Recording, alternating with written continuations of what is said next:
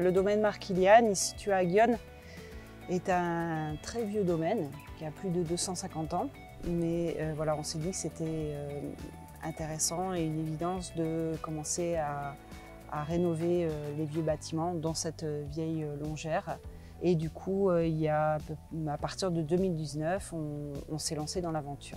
Donc cette bâtisse que l'on a nommée Soirée, là, elle fait à peu près 120 mètres carrés. Et on a simplement rénové, bien isolé, avec des matériaux respectueux de l'environnement, tout en créant quelque chose de vraiment confortable pour 4 personnes qui voudraient venir se ressourcer dans un écrin de verdure.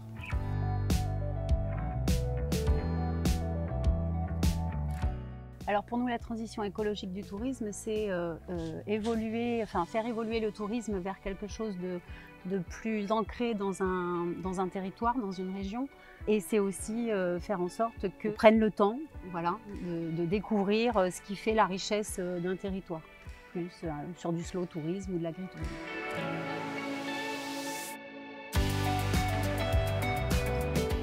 Oui, pour nous, c'était une évidence. On était déjà dans cette philosophie au niveau de notre activité agricole. Ça nous a permis aussi de nous améliorer sur certains points. C'était la logique pour nous d'être écolabellisés.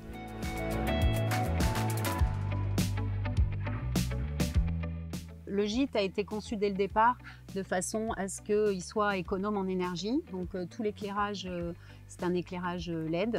On a aussi installé un chauffe-eau solaire qui fournit toute l'eau chaude du gîte. Réducteur d'eau sur les robinets. On ne propose aucun produit d'accueil jetable. Il n'y a pas non plus de vaisselle jetable.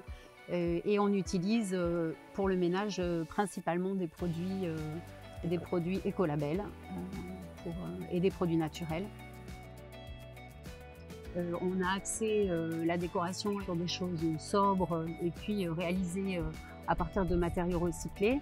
Et après, il y aura effectivement dans le cadre de l'écolabellisation des investissements futurs. Et donc l'idée, c'est aussi par exemple de pouvoir investir dans ce qu'on appelle un séparateur de noyaux d'olive et de pouvoir récupérer ces noyaux parce que ça a un pouvoir calorifique très important et ça permet de mieux chauffer que le bois classique.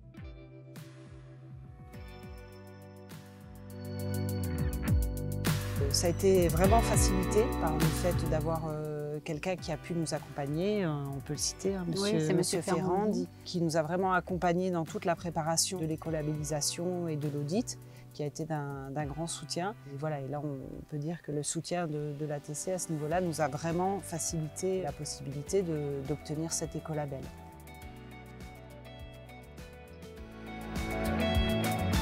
C'est une démarche qu'on recommande parce que déjà d'une part, parce que ça permet de se donner une ligne de conduite, de se projeter, d'évoluer et puis ça permet aussi de rencontrer d'autres acteurs de ce réseau-là. Et c'est une facilité d'échange aussi.